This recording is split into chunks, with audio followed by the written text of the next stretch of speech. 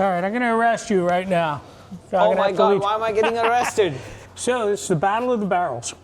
The Battle of the Barrels. That's what bourbon's supposed to be. Right? Richard is the best guy on Long Island, because he has all the bourbon.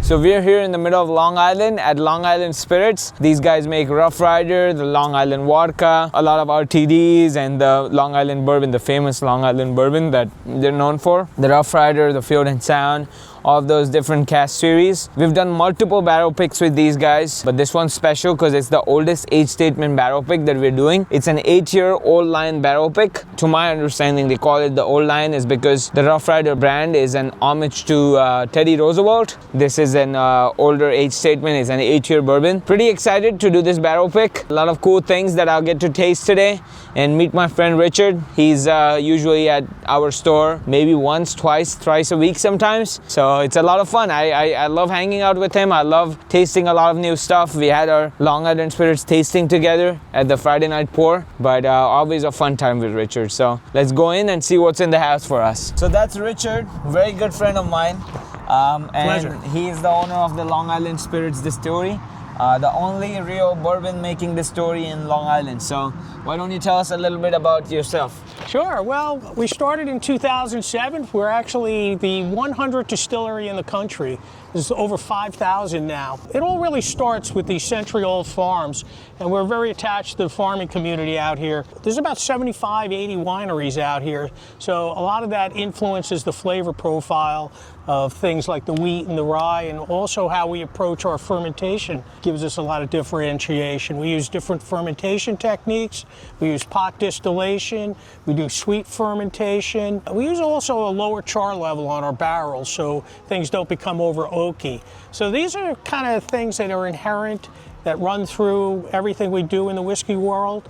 We're very sustainable. We have a liquid to solid separator where we take the spent mash from our distillation as the byproduct, give it back to the farmers for doing things like either animal feed or composting. And then maybe we'll take a walk into the barrel house and see what we got. Fun fact, this was the first ever distillery that I went to. I live about 30 minutes from here, 30, 45.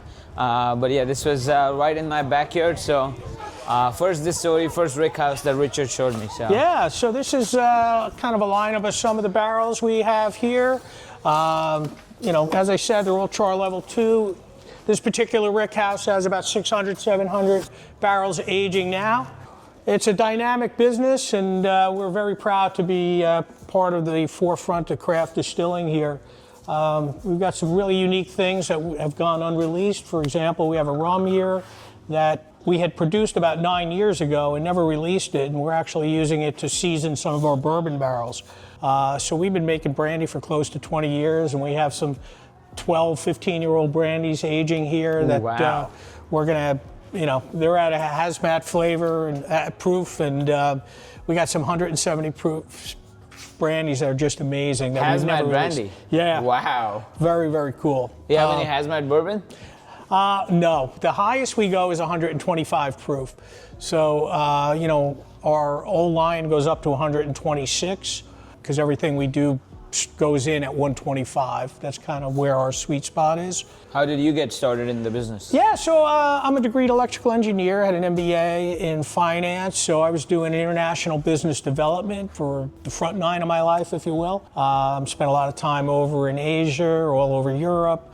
Lexmark was one of my accounts based in Lexington, Kentucky. So during my travels, you have a lot of free time on your hands. So I would go visit wineries, breweries, and distilleries. Spent a lot of time in Asia in the late 90s, early 2000s, when it was when Japanese whiskey was not in fashion. So you could go back and actually speak to the distillers, and they would love for you to try their whiskey. So I was trying the craziest whiskeys, blown away with what they were doing before that became a thing. And you know, same out in Kentucky. I was ahead of the bourbon wave before people all of a sudden started getting back into it in the early 2000s. You know, I just knew this is what I wanted to do, and got kind of burnt out from the tech industry. Wanted to do something where I had a deeper connection More and fun. a little more passionate about. Yeah. So I started this and started planning it around 2005, took some classes at Cornell, and ultimately started this. I've seen your stills. You don't use Vendom. You use Christian Coral. Christian Coral, yeah, they get better with age. There's 110-year-old stills out there. They're German, nothing right? Nothing against Vendome. Vendome, we didn't want to go for a continuous column. We think doing pot distillation for whiskey, for us, gives us a closer connection in making the distillate. So one of the things we do a lot different, people tend to lean on the barrel to do all the work. We like to do a lot of things on the front end before the distillate goes in the barrel. So our distillates are just delicious as... Could I take a look at the pot? Yeah, let's go take a look. Yeah, so as we walk through here, this is our mill house. This is where we mill the grains, and these are the silos where we get the, we'll take a look a little later, and you can actually see the farm behind the distillery. They just planted the winter rye and winter wheat back there. After they harvest the crops, They have to put a cover crop on. So They use rye as the cover crop? both rye and wheat. So right now they planted all rye back there. Wow. So in June that'll be harvestable, and they dry it out for us, bring it back to us. That's when we fill our silos, mill the grains, and then we cook them inside. You've got the LIV bottling here. Yeah, so we were just got finished doing a canning run. So this is Long Island vodka. The cans come out faster than we can put them in cases, so this is what... Wow. Yeah. So this will run out about 400 cases in about an hour and a half, 2 hours, which boom. Fast, it's like a Lucy and Ricky episode here when they're... This is Southampton lemonade. Yeah, they're delicious. Back here is the production area. So we've got 2 bright tanks. This is our mash tun. So 1,100 gallon mash tun, 1,500 dimple jacketed fermenters, and this allows us to control the fermentation process. The byproduct of fermenting is 3 things. You're going to get CO2, which is that wonderful aromatic while things are fermenting. You're obviously going to get alcohol, which you're trying to get during the fermentation process. The other thing, it generates heat, so you have to control that heat. And the dimple-jacketed fermenters with closed tops allow us to do very tight control during the fermentation process. And we use different types of yeast strains. We do a sweet mash fermentation as opposed to sour mash fermentation. Sweet mash fermentation allows us to propagate essentially is propagating the yeast each time, almost like a beer. Yeah. What the brewers do, as opposed to what a lot of distillers out in Kentucky do, which is sour mash fermentation, which is using the spent backset in the next fermentation process. I know Wilderness Trail, they're famously known as like the sweet mash fermentation. Yes, ones. and Peerless, they make a big deal about it. We started doing that. When we started, there was no craft distilling community, so we had to rely on a lot of the things in the wine and brewery community.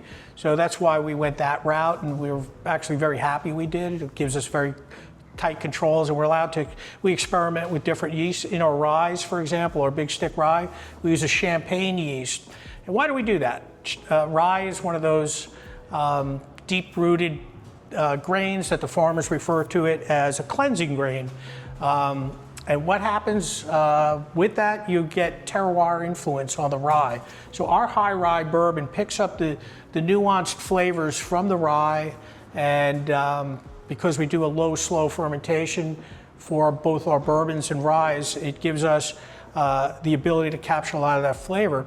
Doing sweet mash fermentation also lowers the acidity level before it goes into pot stills, which we're going to take a look at over here.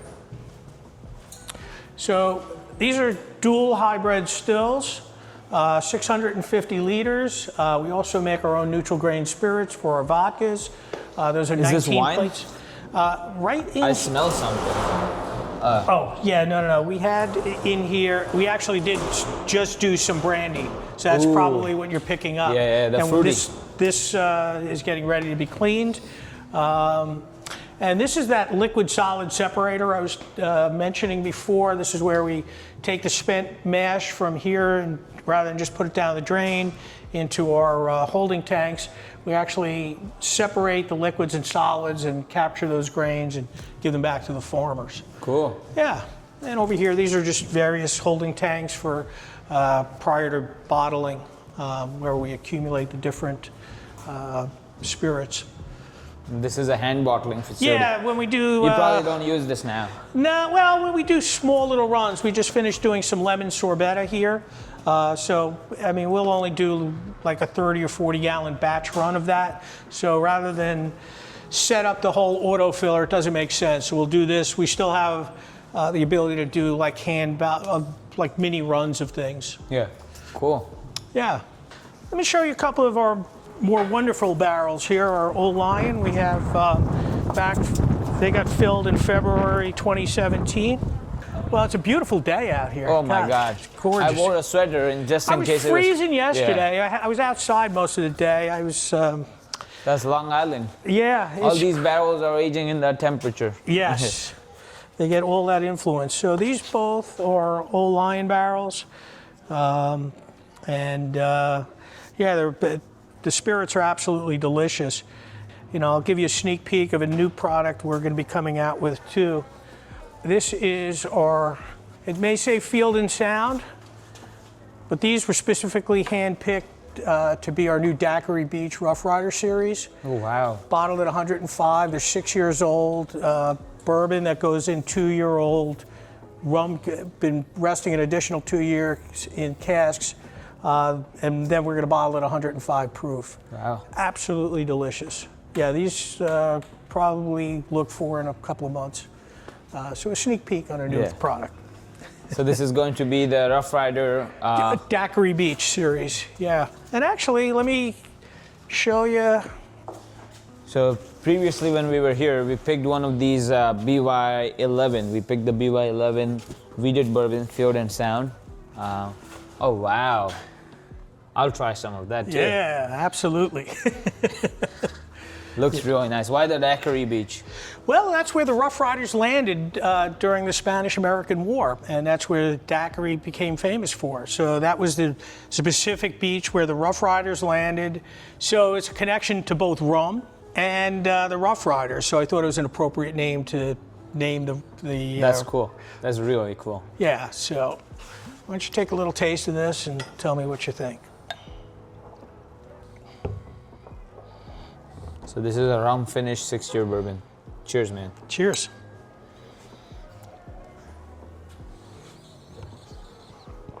With every rum-finished bourbon that you produce, I always get that that dirt, rain right after summer, like a tropical rain. Like summer rain. Exactly, like a tropical forest rain. Yep.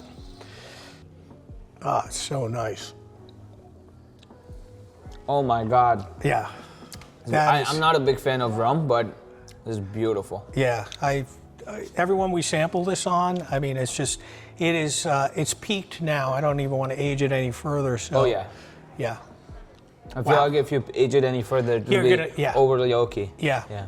Yeah, this is beautiful, man. Oh my God, yeah. Yeah. Why don't we try a little bit of the Old Lion? That's what we're here for. Yeah. So let me, yeah, that's fine. So these two bad boys were filled on February 13th, 2017 at 125 entry proof. And now they sit about 126.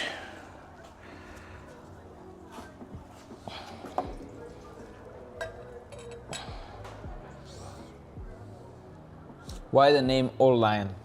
So Teddy Roosevelt, in his later years, after he retired from his exploring and expeditions, he was kind of the leader of the Republican Party, and they referred to him as the Old Lion. So since this is one of our older age statement bourbons, we like to refer to this as the Old Lion. So all our, the Rough Rider series has connections to both Teddy Roosevelt and the Rough Riders, and his famous connection to Long Island here from Oyster Bay out to Montauk Point. So good. So floral. Oh my God.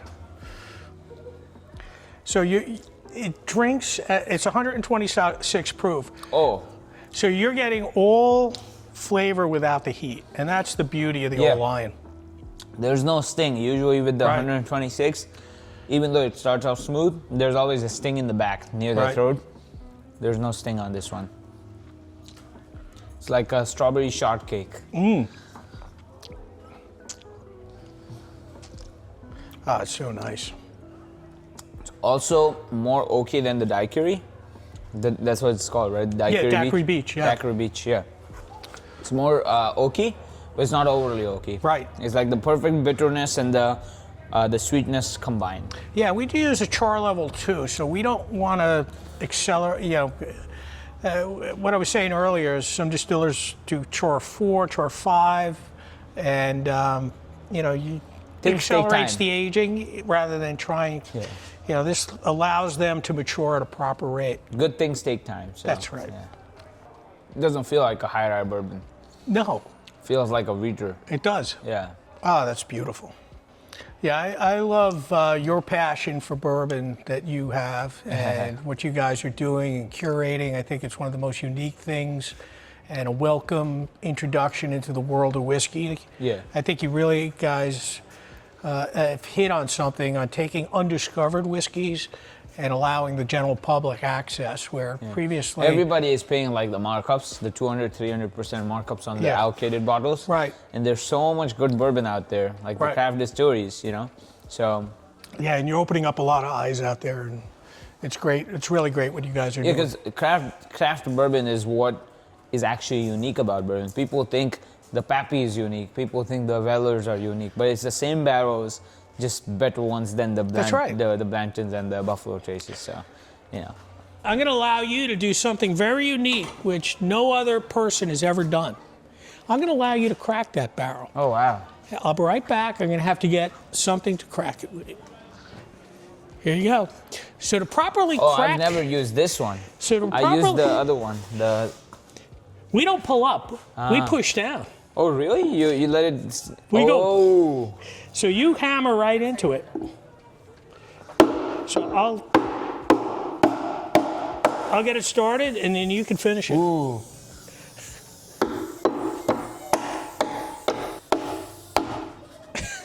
Wow. That's cool. Goes right in. You must have some short barrels too, right? Those are the good ones. Yeah, I would think this is probably kind of a shorty.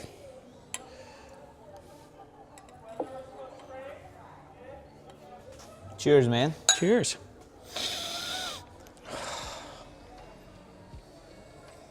Oh my God, that's so good. I like this one better than that one. Oh, really? Yeah. I like that one better. Do you? Yeah. I feel like that one was a little more mellow.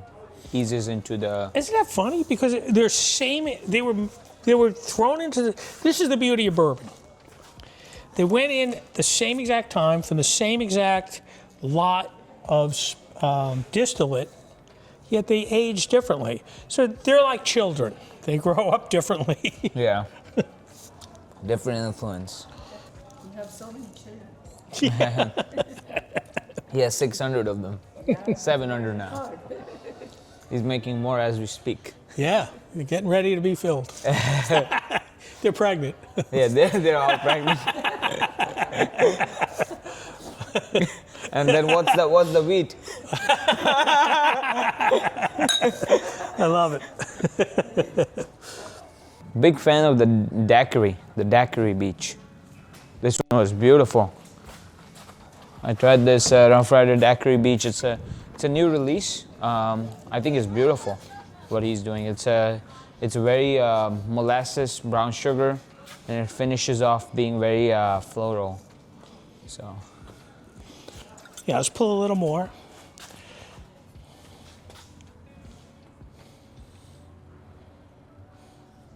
Yeah, Daiquiri Beach is insane, isn't it?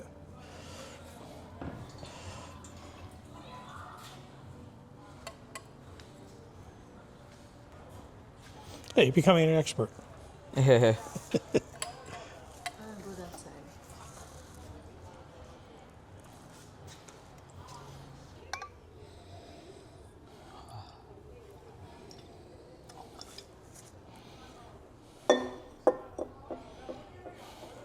That tastes like a Manhattan, Oh my God. right? That's what bourbon's supposed to be. Right? It's supposed to be a cocktail. Yeah. So good. Do you have another glass?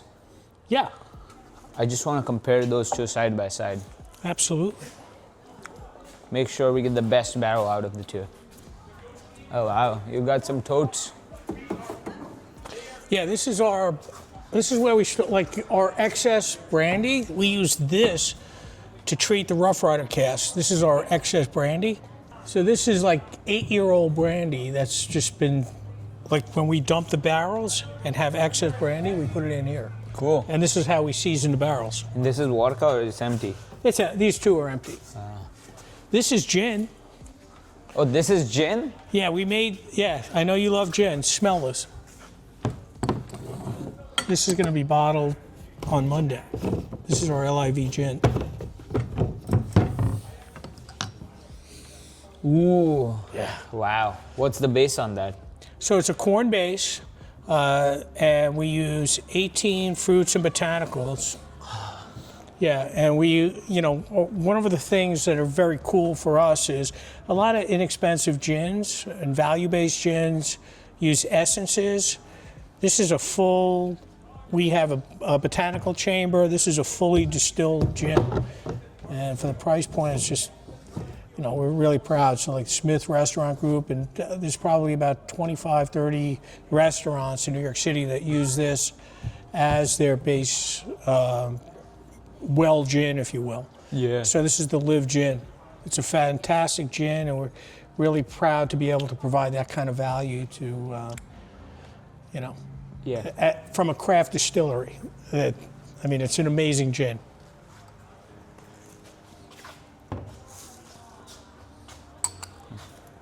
So we have this one.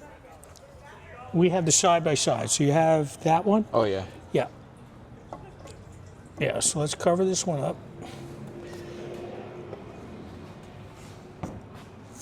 There's a little bit in this. Oh, I'll put it in here. take.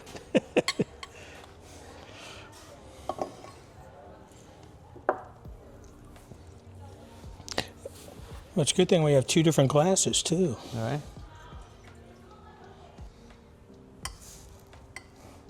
So viscous. There we go. All right, here we go. Cheers, man. Cheers. So it's the Battle of the Barrels. The battle of the barrels. This is this barrel and this is this barrel. Yes. So up number one. What do you get? I get sweetness on the front end. Turn spicy in the middle. Spicy.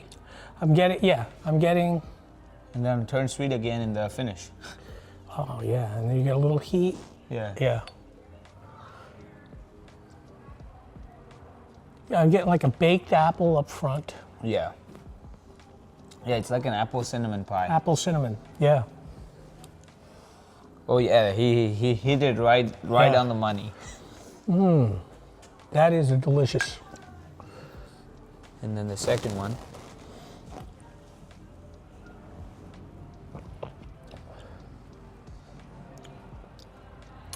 It's amazing. I'm getting some orange notes. Yeah.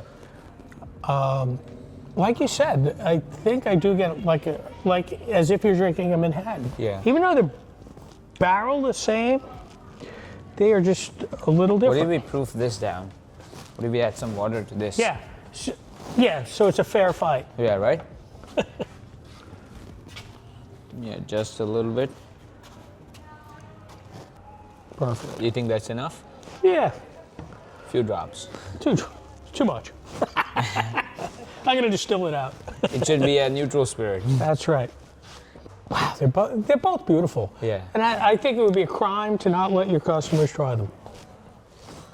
It will be.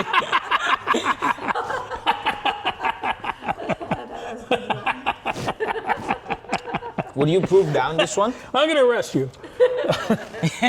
You're arrested. I'm arresting you. Turn around. Let me get my handcuffs. I'm going to walk you out. You're arrested. Don't ever let your customers not try my whiskey.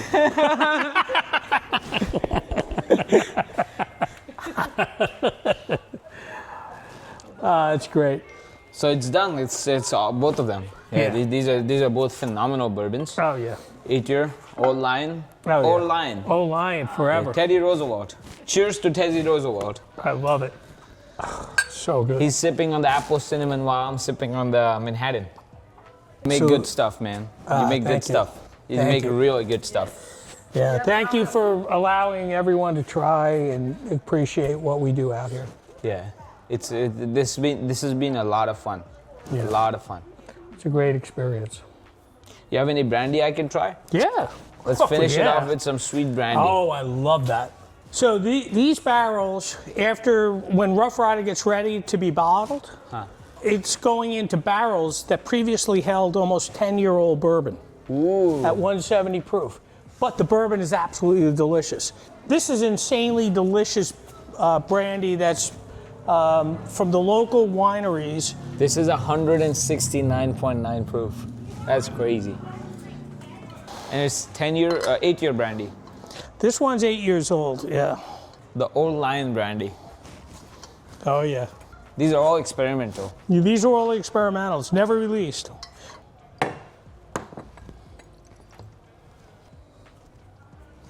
Yes? So crazy, isn't that good? This is crazy. I should be in the brandy business, not the bourbon business. I'm just kidding. I like bourbon. I don't want to get canceled. This is crazy. Isn't it insane? This just can't be a hazmat. It's beautiful, and it doesn't feel hazmat. Almost 170 proof. What? 170 is what? 80, 85? So 85, exactly. So basically what we're doing is taking Pinot Noir wine from the East End of Long Island. We distill it here and then age it in bourbon casks. So you're getting the reverse distillation of it. And that's the beauty. I mean, we're basically doing a reverse Rough Rider.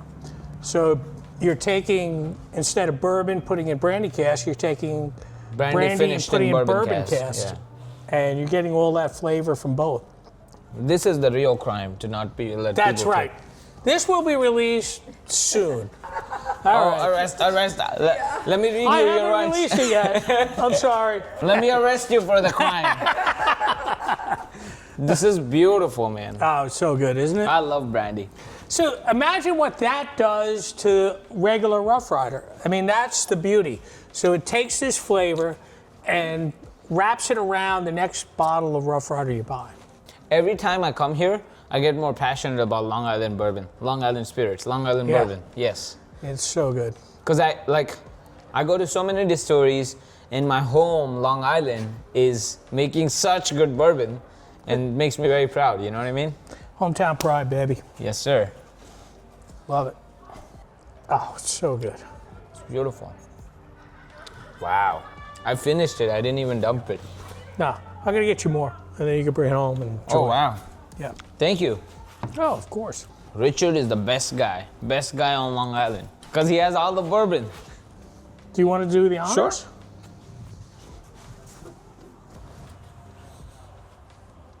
This one? Yeah. This is the fun part of distilling. Pouring some hazmat brandy. 170 proof. 170 proof. Started Pretty out as crazy. Pinot Noir grapes. My first hand fill of brandy. I came here to do a bourbon barrel pick. I'm leaving with a brandy bottle, straight from the barrel. That's 6 years of aging. Good things take time. Well, that one's 8 years. Oh, this is 8 years? 2017. Ooh, yeah. That's rock and roller. 8 years as of 21st of October. That's it. This is the best brandy I've ever had. I'm gonna have my mom write whiskeylibrary.com because she has the best handwriting. Beautiful. It's going to be the tradition from now on. Just right on the barrel. Yeah.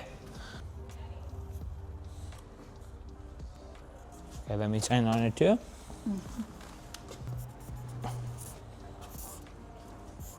And then Richard, Yes. the distiller's sign. Wow. Nobody can copy you. No, that's it. This is cool. All right, I'm going to arrest you right now. Oh my God, why am I getting arrested? You haven't introduced everyone to the whiskeys that we've been producing. This guy, I love this guy, I man. love you, baby. He's the best. It's the best. I love you guys, and Thank you. keep doing what you're doing, Thank really, you. because you're introducing people to the most unique spirits. I love that you go out and explore all these different craft distilleries, not just us, but everybody else. It's not just all about us. It's about getting the smaller guys out there. I'm a bit biased about Long Island Spirits because it's my backyard. Yeah. So, you know. Thank you so much, and we appreciate that, and I appreciate It's always fun coming here and tasting through all these barrels, all the unique stuff you've got. So Thank you so much. Thank you, man. It's a pleasure. Likewise. Great. Thank you. Perfect. It's awesome.